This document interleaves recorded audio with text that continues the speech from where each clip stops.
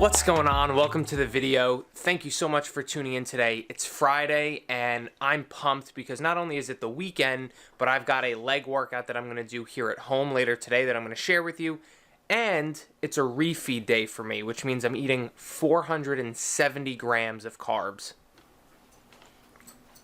So right now I'm in a muscle building phase and it's going really well. I feel great. I'm about 6 weeks into it right now. I'm making gains in the gym. I'm moving up in weights and some exercises. I have a good amount of energy. And I've been maintaining muscle definition that I had from my previous fat loss phase. And it's seriously going so much better than any muscle building or lean bulking phase that I've done in the past. So in this video, what I wanted to do was go over the 5 biggest muscle building mistakes that I see people making and that honestly that I've just made myself over the years. So as I take you through everything I'm doing today, my workout, the foods I'm eating, just everything I'm doing in general, it will very much relate to things that maybe I didn't do properly in the past when in a muscle building phase. So let's get into the video. So first things first for today, I'm going to go make my first meal. I've already planned out all my meals for the day, and I know that I'm going to hit my macros, so I just have to follow through on those plans. So let's get that first meal going.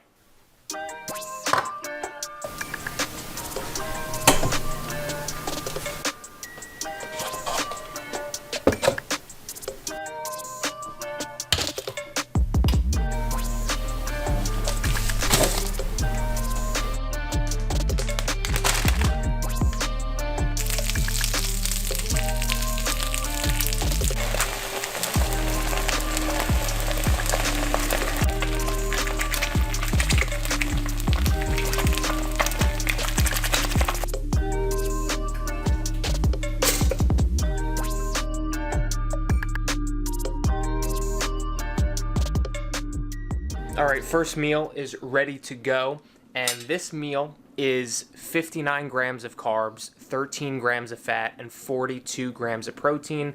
I was also able to get some vegetables in there with the spinach, which is good, and that brings me to the first mistake that I made probably in my first year or two working out, which is you don't know how many calories you're eating.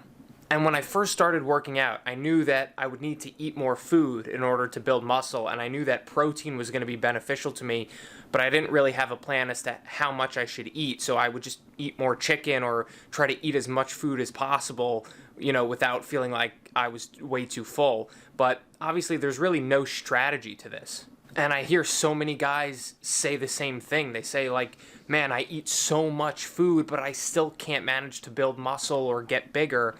And they don't know how many calories they're eating. They don't specifically know how much. And the truth is, if you really want to build muscle and you want to get bigger and stronger, you need to know how many calories you're eating. Because even if you train super hard 5-6 days a week, spend hours in the gym, it's possible that you won't build any muscle if you're not eating an adequate amount of calories and protein. All right, I've got my coffee, and I've got to say that I'm really loving this muscle building phase so far in these last 2 months. I've just got more food. I've got more flexibility with my diet.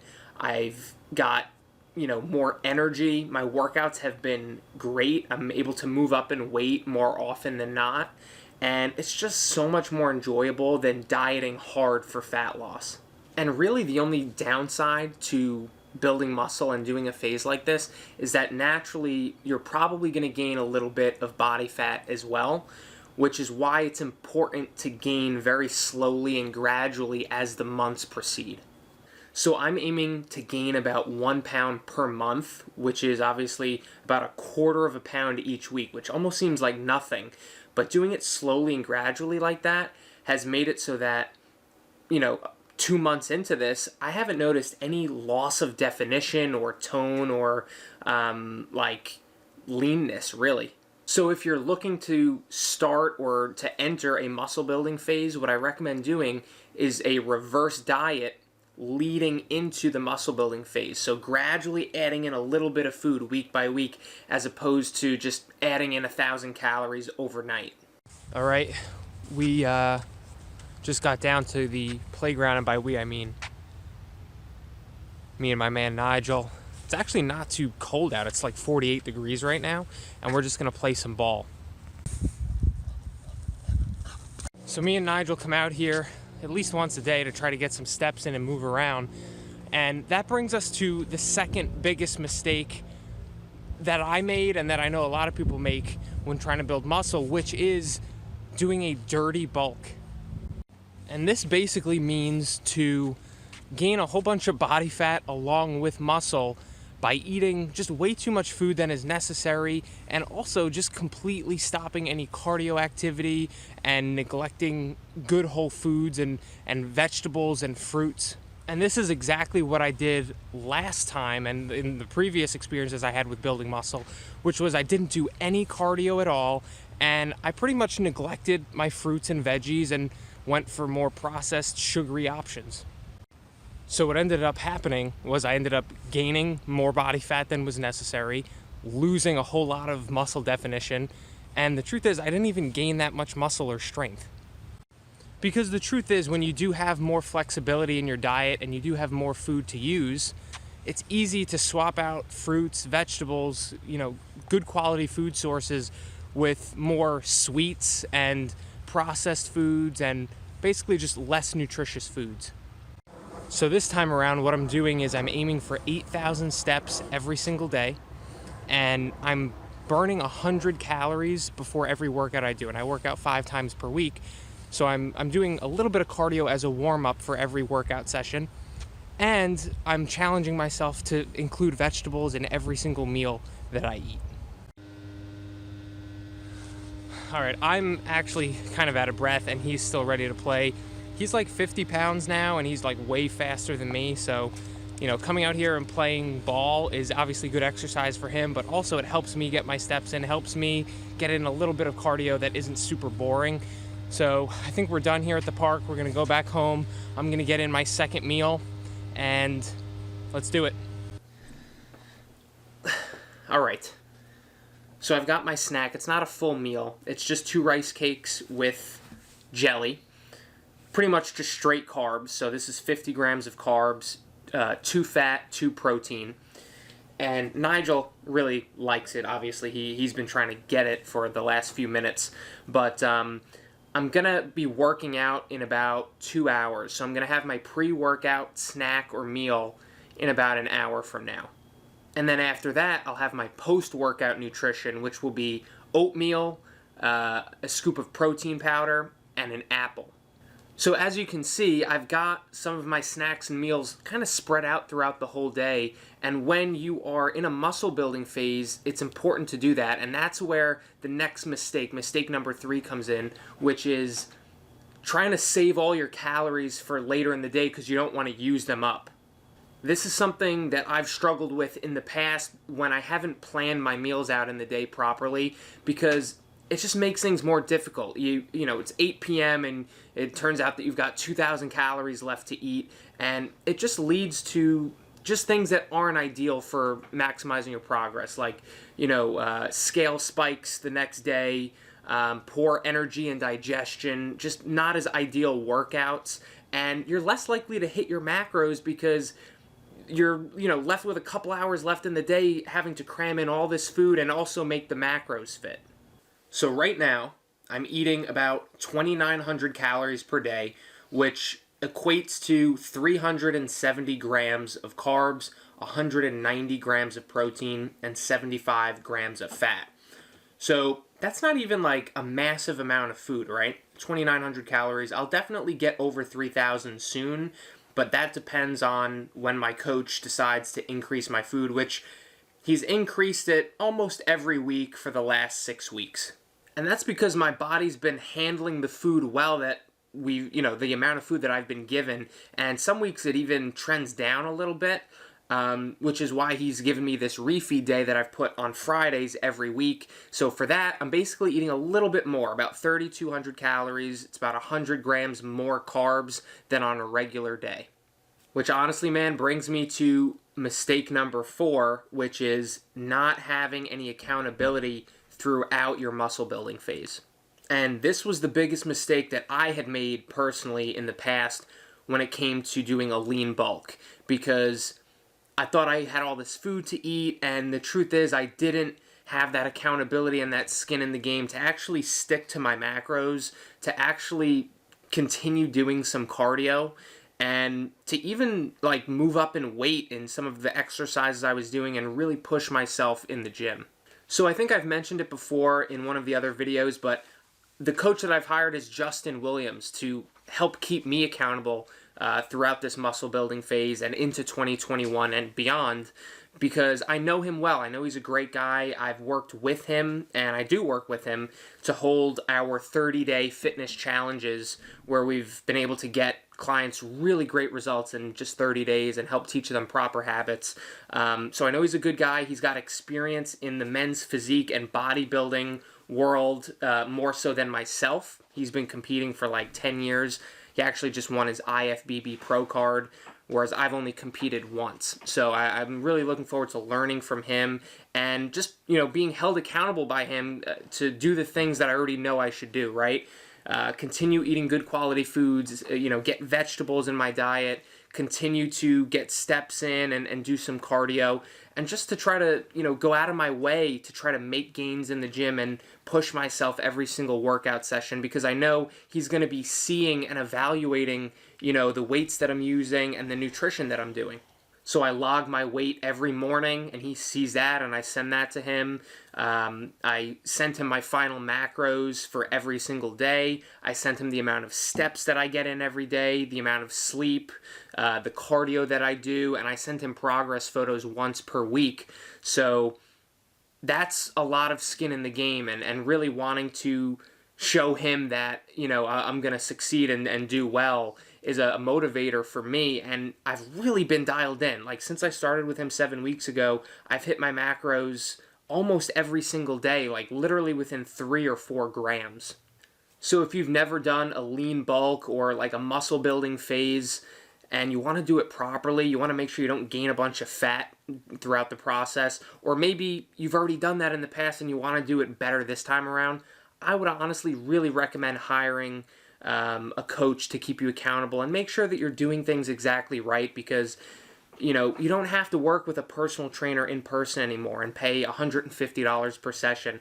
You can work with an online coach, pay a fraction of that, and actually learn a whole lot more because you're actually doing the work yourself.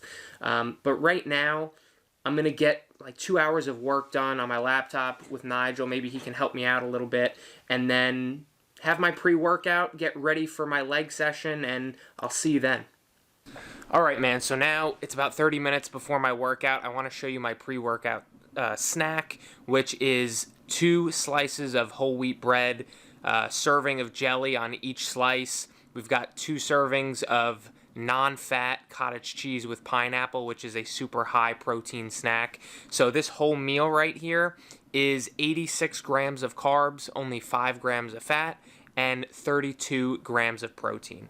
And after I eat this, I'll be having my pre-workout drink, which is the bulk pre-workout supplement from Transparent Labs. I really, really love it because it's on the lower caffeine side compared to most other pre-workouts, yet all the other ingredients are fully dosed. So if you want to give that a try, you can grab it in the description of this video.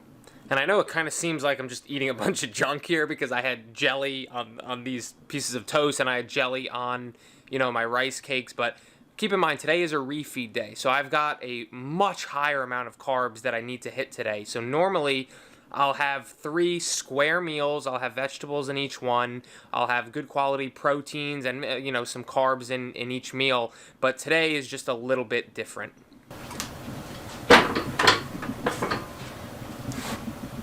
Okay.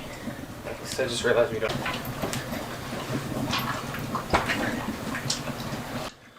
So I'm training at home today. I've been working out at the gym a few times a week, training at home the other few times. I've got my power block dumbbells, my bench. I've got the Bowflex dumbbells too. So today will be a leg day, and I'll show you everything that I'm doing to try to get stronger and try to grow my legs.